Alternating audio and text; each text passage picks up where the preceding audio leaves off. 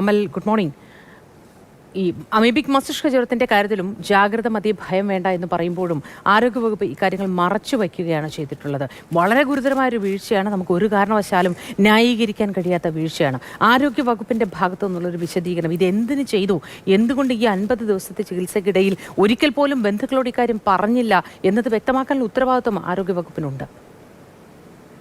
Moti, amoebic മസ്തിഷ്ക ജ്വരത്തിന്റെ കാര്യത്തിൽ ആരോഗ്യവകുപ്പിന് അടിമുടി വീഴ്ചയാണ് എന്ന് പറയേണ്ടി വരും. അത് ഈ പരിശോധനാ ഫലം നൽകുന്ന കാര്യത്തിലാണ് എങ്കിലും ഈ അവിടെ നിന്നും കൊണ്ടുപോകുന്ന ഈ പല സ്ഥലങ്ങളിൽ നിന്നുമായി കൊണ്ടുപോകുന്ന ജലത്തിന്റെ സാമ്പിൾ പരിശോധിച്ച് അതിന്റെ റിസൾട്ട് നൽകുന്ന കാര്യത്തിലാണ് എങ്കിലും അതോടൊപ്പം തന്നെ ഈ രോഗം ബാധിച്ച പ്രദേശങ്ങളിൽ കൃത്യമായി തന്നെയുള്ള ശുചീകരണ പ്രവർത്തനങ്ങൾ നടത്തുന്ന കാര്യത്തിലാണ് എങ്കിലും അല്ലെങ്കിൽ ക്ലോറിനേഷൻ നടത്തുന്ന കാര്യത്തിലാണ് എങ്കിലും ഒക്കെ പലയിടങ്ങളിൽ നിന്നായി പല പരാതികൾ പലതവണ നമ്മൾ കേട്ടതാണ്. അതിനിടയിലാണ് അത്യന്തം ഗുരുതരമായ ഒരു ആരോപണം ഇപ്പോൾ വസന്ത എന്ന് പറയുന്ന 77 കുടുംബം ഉന്നയിക്കുന്നത്. ചിറയൻകീഴാണ് അവരുടെ നാട് എന്ന് പറയുന്നത്. ആ ഒരു പ്രദേശം മുഴുവൻ ആകെ ആശങ്കയിലായുള്ള ഒരവസ്ഥയാണ്. ആ ഒരു ചെറുപ്പക്കാരൻ പറയുന്നത് നമ്മൾ കേട്ടു. ഈ മരണശേഷം, ഈ വിവരം പുറത്തു വന്നതിന് ശേഷം ആ വീട്ടിലേക്ക് വരാൻ, ഒരു മരണ വീടാണ്, അവിടേക്ക് വരാൻ പോലും ആളുകൾ മടിക്കുന്നു. കാരണം ഇതിന്റെ ഉറവിടം എവിടെ നിന്നാണ് എന്നുള്ള കാര്യത്തിൽ ഇപ്പോഴും ഒരു വ്യക്തതയില്ല. ഈ പറയുന്ന ആൾ 50 ദിവസം മുൻപ്, 50 ദിവസത്തിലധികമായി, ഏകദേശം 60 ദിവസത്തിനടുത്ത് ആശുപത്രിയിൽ കിടന്നതാണ്. ആ ആശുപത്രിയിൽ കിടന്ന സമയത്ത് 3 തവണയാണ് അവർക്ക് ഈ പറയുന്ന അമീബിക് മസ്തിഷ്ക ജ്വരം ഉണ്ടോ എന്നുള്ള പരിശോധന നടത്തിയത്. ആ 3 തവണയുള്ള നടത്തിയ പരിശോധനാ ഫലവും നെഗറ്റീവ് എന്നുള്ളതാണ് കുടുംബാംഗങ്ങളെ അറിയിച്ചത്. ആ 3 പരിശോധനാ ഫലവും അവരുടെ കൈവശമുണ്ട്. ആ 3 എണ്ണവും നമ്മൾ ഇന്നലെ കണ്ടതാണ്. അതിൽ 3 എണ്ണത്തിലും രേഖപ്പെടുത്തിയിരിക്കുന്നത് നെഗറ്റീവ് എന്നുള്ളതാണ്. പക്ഷേ കഴിഞ്ഞ 15-ാം തീയതി നടത്തിയിട്ടുള്ള ഒരു പരിശോധനയിൽ അവർക്ക് പോസിറ്റീവായി എന്നുള്ള കാര്യം അവിടുത്തെ ആരോഗ്യ വിഭാഗത്തെ അറിയിച്ചിട്ടുണ്ട്. അതും മെയിൽ മുഖേനയാണ് അറിയിച്ചത്, രേഖാമൂലം അറിയിച്ചിട്ടില്ല.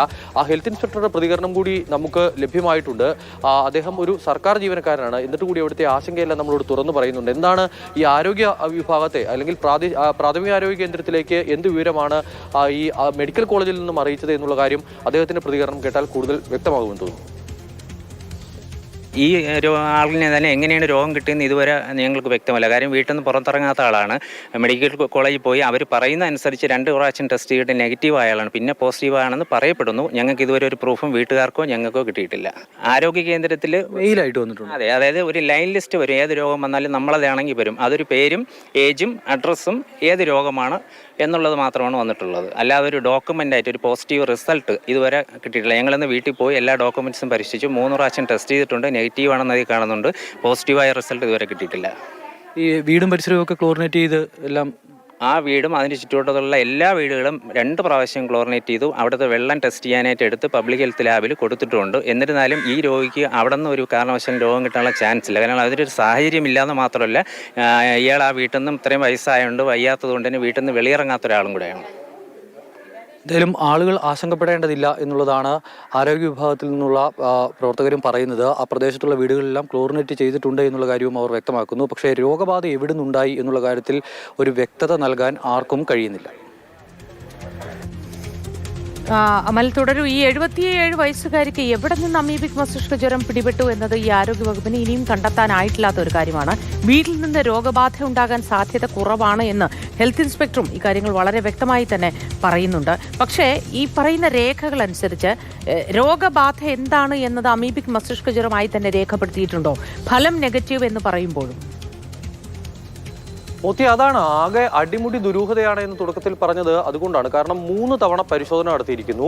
3 പരിശോധനാ ഫലങ്ങളുടെ റിസൾട്ടും കുടുംബാംഗങ്ങൾക്ക് നൽകിയിരിക്കുന്നു. അതിലെല്ലായിടങ്ങളിലും നെഗറ്റീവ് എന്നാണ് പറഞ്ഞിരിക്കുന്നത്. പോസിറ്റീവ് ആണെന്ന് കുടുംബാംഗങ്ങളോട് പറഞ്ഞിട്ടില്ല എന്ന് മാത്രമല്ല, ഇവർ ആശുപത്രിയിൽ അഡ്മിറ്റ് ആകുമ്പോൾ ഇത്തരത്തിലുള്ള പ്രശ്നങ്ങൾ ഉണ്ടായിരുന്നില്ല. ഇവർക്ക് സോഡിയം കുറഞ്ഞതിന്റെ പേരിലാണ് ഈ 77-കാരിയെ മെഡിക്കൽ കോളേജ് ആശുപത്രിയിൽ പ്രവേശിപ്പിക്കുന്നത്. അതിനുശേഷം ചികിത്സ തുടർന്നു പോരുന്നു. അതിനിടയിലാണ് മറ്റു ചില ആരോഗ്യ പ്രശ്നങ്ങൾ ഉണ്ടാകുന്നത്. അപ്പോൾ പരിശോധന നടത്തുന്നു.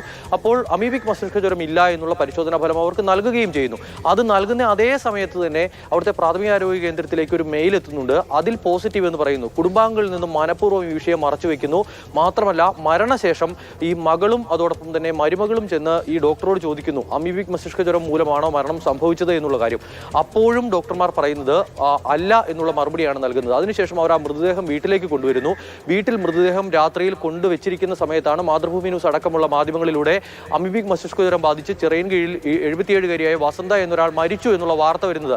ആ വാർത്ത കേൾക്കുമ്പോഴാണ് മക്കളും മരുമക്കളും അടക്കമുള്ള കുടുംബാംഗങ്ങളും നാട്ടുകാരും അറിയുന്നത് ഇപ്പോൾ തങ്ങളുടെ കൺമുന്നിലുള്ള വസന്ത എന്ന് പറയുന്ന ഈ സ്ത്രീ മരിച്ചിരിക്കുന്നത് അമീബിക് മസ്തിഷ്ക ജ്വരം മൂലമാണെന്ന്. അല്ലാതെ ഒരു വിധത്തിലും ഇവരെ ഈ വിവരം അറിയിക്കാൻ, അമീബിക് മസ്തിഷ്ക ജ്വരമാണ് എന്നുള്ള വിവരം അറിയിക്കാൻ ആശുപത്രി അധികൃതർ തയ്യാറായില്ല എന്ന ഗുരുതരം ആരോപണമാണ് വരുന്നത്. അതോടൊപ്പം തന്നെ ആ ബന്ധുവിന്റെ ഒരു പ്രതികരണം കേട്ടത് അത് നമുക്ക് ആധികാരികമായി പറയാൻ കഴിയില്ല എങ്കിൽ കൂടി ആ ആരോപണം വളരെ ഗൗരവമുള്ളതാണ്.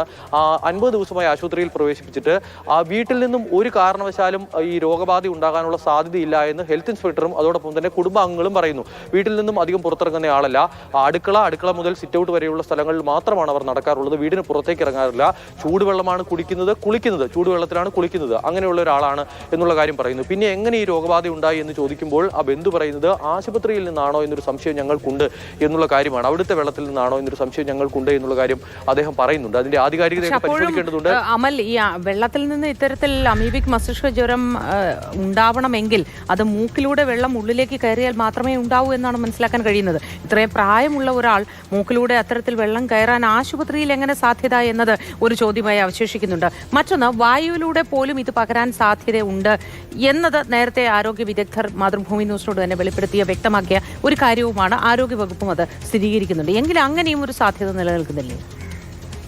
മൊത്തം ഇത് ഈ അമീബിക് മസ്തിഷ്ക ജ്വരം സംബന്ധിച്ച വിഷയത്തിൽ സമ്പൂർണ്ണം അവ്യക്തമാണ് കാര്യങ്ങൾ എന്ന കാര്യത്തിൽ ഒരു സംശയവുമില്ല. കാരണം എങ്ങനെ രോഗബാധ ഉണ്ടാകുന്നു എന്നുള്ള കാര്യം സാധാരണക്കാരായ ആളുകളെ പറഞ്ഞ് ബോധ്യപ്പെടുത്താൻ ആരോഗ്യവകുപ്പിന് കഴിഞ്ഞിട്ടുണ്ടോ എന്ന് ചോദിച്ചാൽ ഇല്ല എന്ന് പറയേണ്ടി വരും.